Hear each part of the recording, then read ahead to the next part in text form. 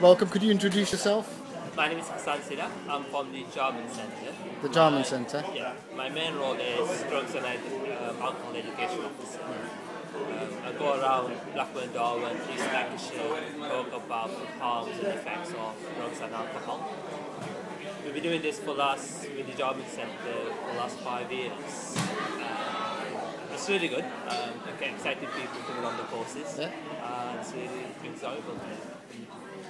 And what does diversity mean to you? Or to your organisation, both really? What does it mean to you?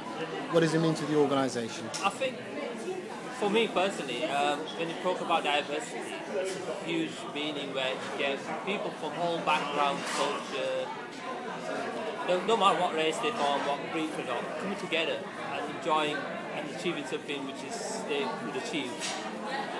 And I think from my services point of view, for the actual care, we're very fortunate, like for example, today's event is part of the Lancashire Care NHS, we're doing it together, and also the trust values diversity is one of the main agenda, and we're very fortunate that especially our chief executive is very supportive of diversity.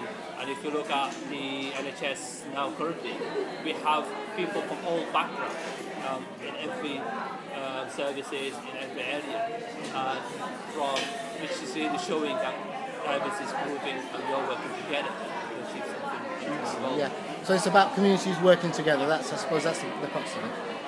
In an ideal world, what things can your organisation achieve? I think, like every organisation you see, they are trying really extremely well. Over the years, all the services, what we had, we learned over the lessons that things are changing. And I think trust, our Lancashire Care Trust have learned a lot over the years by listening to people. And especially now, we have a lot of events in the local communities and hear people what they got to say and take that back to the service and achieve that goal. Yes. Because what Trust believe is we are for the public. Yes. We're not there for us. And what the public needs, that's what we want to achieve. And we are so great now listening to people. We have events. One of the big areas we're looking into as a trust is listening to people, what they got to say, and go to them. And that's why now, in the past, where the trust was not going out in services, in events, now we are more open up, going into services, going into events, and talking to people, listening to them, what they've got to say. Okay. What do you believe are the key strengths of your organisation? I think the key strength has to come down to the management, the directors, believe about diversity and believe in the public. If you have a very strong management team, and if you have a very strong chairman, you've got a very strong commitment from the trust and from the top. Yes. I think that filters down to the bottom. And I think, my point of view, we've got that. Where our trust, especially now, we've got a team really positive and thinking forwardly that how can we make the trust more open for every background. What are the biggest obstacles impeding this vision? I think what I think might be obstacle is now we've got culture from different cultures coming in, we've got different varieties of people coming in the services throughout the town as well. Understanding them, because what we have over the years, where majority, say 10 years ago, majority South Asian community living in Blackburn. Yes. So we sort of picked up what the needs were of South Asian communities, consultation with local communities and so on. Whereas now, you've got people from a variety of background, of different ethnicity, so it's picking up. And I think the barrier is not understanding. The organisation or the public, which? Bit of both, I think. Both, yeah. Because for the public point of view, especially, some people don't know what's happening. Especially things are changing a lot nowadays in terms of government's point of view, and people not a bit confused if I need to go, where do I go? So is that confusion within the public? For trust point of view, is understanding the culture coming in, how can we adapt our culture, how can we adapt things that fits the culture. Is the internet important to your work, and how? I think it's great because especially now the trust has just set up last month in fact our own Twitter page and Facebook page, which is great because that's now the technology where people can come up to and go back and listen, get things information. And I think that's the best way forward now, that you can send all the information because every household will have internet eventually, or will have some form of internet. And it can get your message across much quicker through internet, and it's easy to accept the world.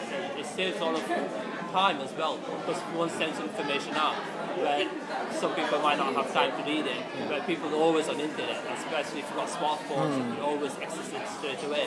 So I think personally, the way forward will be having internet. Excellent. So what would you want from an open source?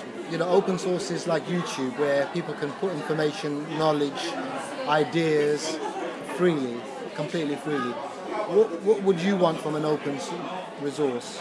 I think what I would like to see is, especially each borough having their own web page, where the local community has sourced that what's going on locally. For example, today's event. Yes. Not everyone knows it's going to happen. No.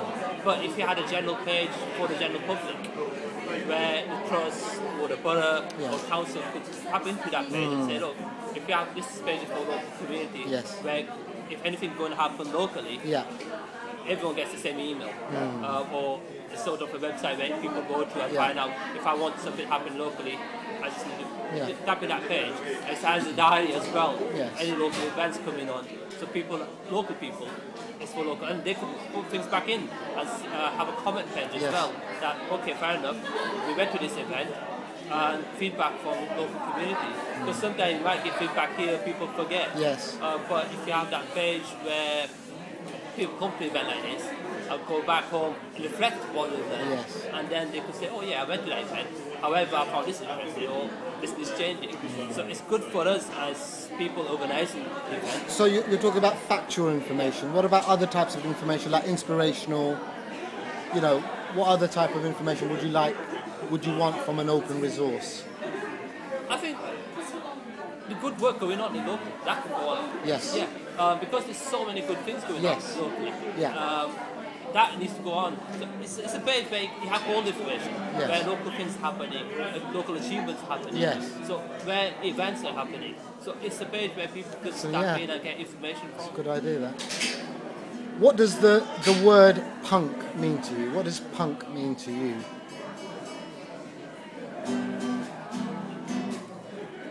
If it was a typical answer, if there's a stigma behind the label punk, where in the old generation, a few years back, you had a label that if you had a punk, you had big hairs and so on.